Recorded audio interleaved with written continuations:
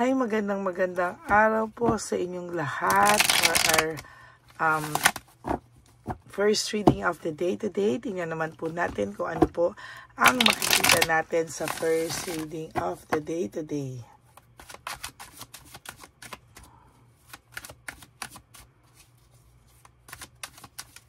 Yan, kamusta po kayo? Napanood niyo na po ba yung first, second, third reading kahapon bago po kayo tumalon dito sa ating first reading of the day, no? Wait lang po, ha? Pailawin natin to. Okay, so tingnan po natin kung ano po ang makikita naman natin on a Tuesday. Holy Week po ng Tuesday. So ito po ay isa sa pinakamalakas na pwede po nating masabi na reading for today.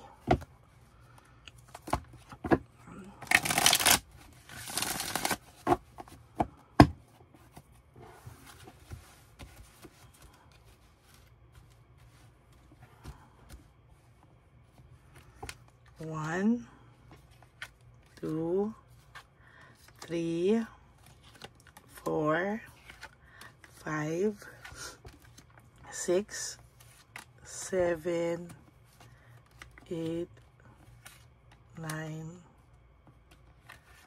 10,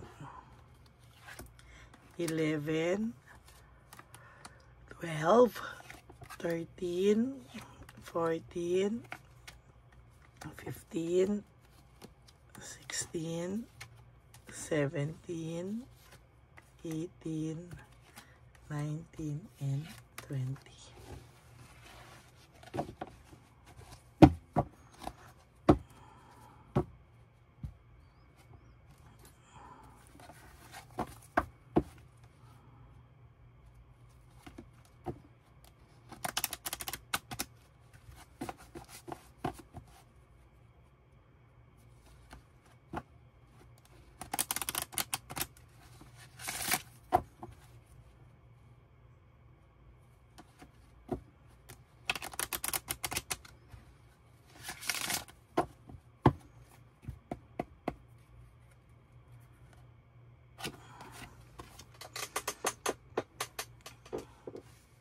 Okay, so far, ikaw po ay nakakaramdam ng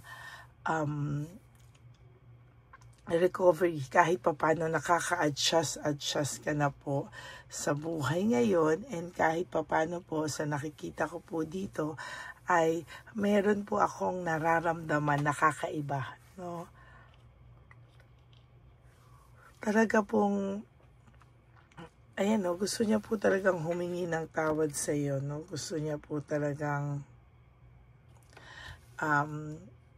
kahit papaano gusto niya pong mag-open sa iyo ng kanyang nararamdaman na he or she is sorry for what he or she did to you. Pero po talagang minsan po talagang nakakaramdam din po ito ng takot.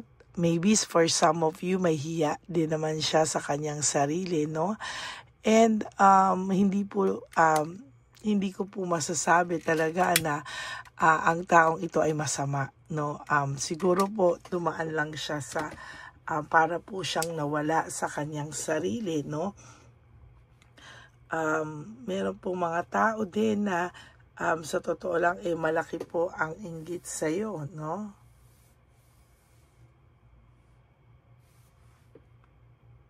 Yan, no? Malaki po ang inggit sa iyo ng ibang tao, kaya po pilit po kayong sinira, pilit po kayong pinaghiwalay, at talagang gumawa po sila ng paraan para kayo po ay masira, no? There is this anxiety and trauma, no? Meron po akong nakikita dito na meron talaga ditong nag-iisip sa yung tao, no? For most of you, hindi lang po yung ex nyo yung nag-iisip sa inyo, kung hindi po pati lahat ng tao na nakisawsaw po dito, no? Medyo yung pagsawsaw po nila dito sa issue nyo mostly ay dala po ng hindi po nila, alam mo yun, minsan kasi may manalang, no? Minsan kasi ay talagang gusto na lang may makisali, no? Or gusto na lang talagang akala nila alam nila ang lahat, ano? Talagang sabi po namin dito at sabi po sa parang sabi nila na parang nakisawsaw sila nang hindi naman sila kasali. So nagulat ka na lang, siguro may mga ibang kamag-anak to, pamilya to na talagang nakisawsaw na lang sa issue yung dalawa, no?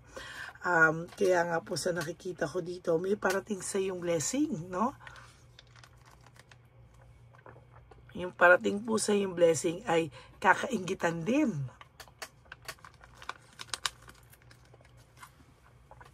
Maybe may dumating na sa yung blessing or parating pa lang na blessing na matatawag mo po talaga ang atensyon ng mga naiinggit sa iyo at patuloy po itong mga itong maiinggit sa iyo, no? Nagkamali po kasi sila ng pangingialam, nagkamali sila ng pagsusulusol. Hindi po nila alam na lalo pong nakagulo, no? Ito naman pong person nyo ay nagpasulsol. Bakit siya nagpasulsol? Kasi alam niyang may kasalanan siya sa iyo, no? Alam niya na lahat po ng nangyari ngayon ay meron po siyang responsibilidad sa nangyaring ito. Alam niyo po, kaya siya pala nagsusorry kasi ang daming nakisawsaw sa inyo, ang dami po sa inyong nakisali, pero hinayaan niya at alam naman po niya na siya yung may kasalanan, pero siya po ay nakisawsaw nakinig pa siya sa mga nakikisawsaw. Naging defensive po siya sa iyo, no? Naging defensive siya sa mga tao na parang ikaw yung pinalabas niya masama. Pero ngayon, alam mo, namimiss niya po yung walang nanggugulo sa inyo, yung samahan niyo is maayos. Namiss niya po lahat yan. And to tell you honestly, hindi niya po alam kung ano ang mangyayari sa susunod dahil ngayon po ay hindi siya natatahimik at siya po ay talagang may ginagawang paraan kung paano po sana siya makakapag-approach sa iyo, makakapagpapansin sa iyo. Minsan mema na lang to, no? Minsan for some of you aawayin kayo kunwari, for some of you naman mabait kunwari, no? Marami pong iba-iba po ang tao, ang dami yung energy, no? So ang isa lang po ang nakikita ko dito, magre-reach out at magre-reach out sa iyo ito, no? Talagang hindi po ito papayag na hindi siya magparamdam sa iyo at magre-reach out po sa iyo ang taong ito, no? Hindi man po sa ngayon, pero sa nakikita ko, darating na po yan, ano? Magre-reach out yan sa iyo. Whether you like it or not, talagang siya po ay magre-reach out sa iyo. Wait lang po, susulat ko lang po dahil makakalimutan ko na naman to. Sa iyo ang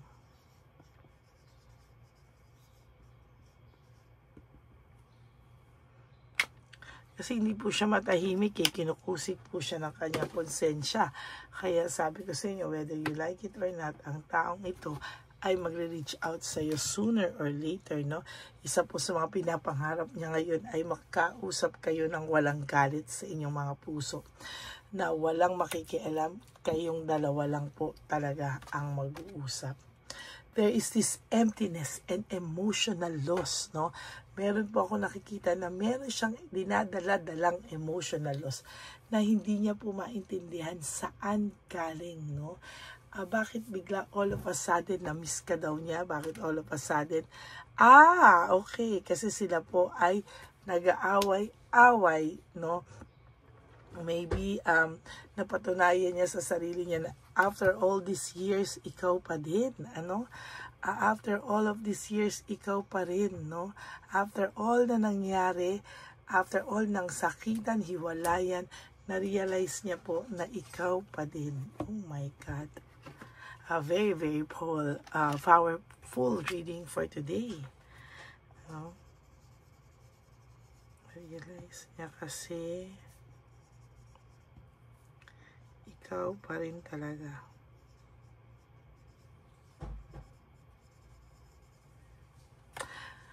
Minsan lang, ang pangit lang po sa ibang energy na nafe-feel ko is para po kasing ang taas ng pride niya.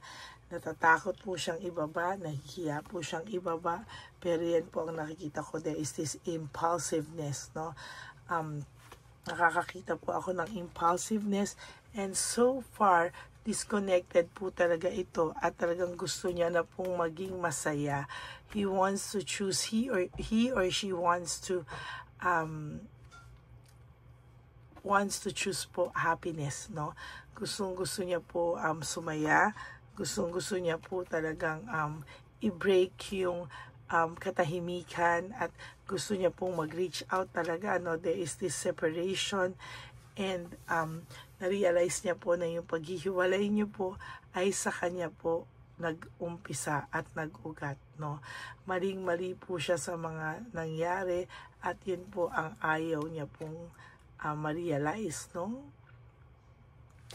There is this reflection, ano? Sa totoo lang po, ang taong ito ay nakakaramdam ng matinding depression. Right at this very moment, siya po ay nakakaramdam ng matinding lungkot. No? Ayan, moving on, leaving behind, para pong pagod na pagod siya. Gusto niya pong makawala sa lahat ng nararamdaman niyang bigat ng pakiramdam niya ngayon. Namamanhid po ito. Pagising niya pa lang po, magulo na po yung kanyang utak, isipan, no? Pagising niya pa lang po, para po siyang hirap na po talaga yung kanyang pakiramdam. Feeling niya po, siya po ay bored na bored, at hindi niya po alam kung hanggang kailan niya po ito mararamdaman, ano? Para pong dinadivert niya lang po, kasi lack of direction, wala po siyang direction ngayon. Hindi niya po alam kung ano po ang kahihitnan ng mga mangyayari sa kanya, no? And sa totoo lang po, hindi niya rin po alam kung paano po ang haharapin niya sa mga susunod na panahon, ano? Hindi niya din po alam kung hanggang kailan po siya makakaramdam ng ganito, ng bigat, no? Na pagising pa lang po ay hindi niya po alam kung ano po ang kanyang nararamdaman, para pong ang bigat-bigat agad na hindi niya po maramdaman kung ano po yung kailangan niyang gawin. Siya po ay nahihirapan. Hindi niya rin po alam na parang ang pakiramdam niya po, gusto niya na pong lumapit sa iyo, no? Naghahanap lang po siguro ito ng oras, ng panahon, papaano po siya makakalapit sa iyo. Kasi sa totoo lang po, siya po ay nahihirapan, ano? At hindi niya po alam kung ano po ang kanyang gagawin, lalo na po sa mga susunod na panahon. Dahil ang pakiramdam niya po, hindi niya alam kung siya ay maaantay mo pa o hindi na, no? Yan po ang kanyang pinag-iisipan ngayon sa mga oras na ito. Ayan po yung sinasabi ko sa iyo, marami pong nag-impluwensya sa kanya. Marami po talagang hindi niya po alam kung paano po talaga siya lalapit sa tigas po niya, sa kanyang ego, no? Parang iniisip niya po talaga na paano ba ang gagawin niya sa mga susunod na panahon. Siya po ba ay alam niya, kasi ang gulo-gulo na daw, no? Pati mga pamilya niyo ay nadamay na, no? Parang ay nako, talagang sabi ko nga po sa inyo, nahihirapan po ito, no? And sa susunod po talagang mga oras, panahon, ito po ay lalong makakaisip ng mga siya po ay makakaisip ng paraan din, no? Somehow, no? Sabi po niya dito, your family won't like me, no? Or hindi na ako gusto ng pamilya mo, or nadamay na nga ang pamilya mo dito, no? Kaya hindi niya na po alam kung papaano, no? Ayan, no? Puno po kasi siya ng ego. There was a time na sobrang pong tigas ng ego nito, sobrang taas ng ego nito, no. Isa po talaga sa strength niya ay napakataas ng pride and ego niya. Strength na yun ang tingin niya, no, na kaya kanyang tiisin, kaya niyang baliktarin ng sitwasyon, pero ang hindi niya po alam, yan din po ang pinakamalaki niyang weakness, no. Sabi niya po dito, no, sabi niya po dito, do you think about me too? Meaning, ang tao pong ito ay naiisip ka, no? Naiisip ka po ng taong ito, at sa nakikita ko po ay talagang nahihirapan po siya, at sa totoo lang po, hindi niya po alam, no, na kung siya ba daw ay iniisip mo din, ano, kung siya daw ba ay talagang nasa puso mo pa, no? Hindi niya po alam kung paano po ang kanyang gagawin, but sa nakikita ko po ay true enough, no, na ikaw talaga ay nasa laman ng isipan nito, no. Hindi ka po niya natitiis, at talagang sa nakikita ko po ay makakaramdam siya ng matinding sakit, no, sa mga susunod pang araw at panahon. O yan ang sinasabi ko sa iyo, no. Magre-reach out po ang taong ito sa iyo. Sabi ko nga po sa iyo, ayan na, oh.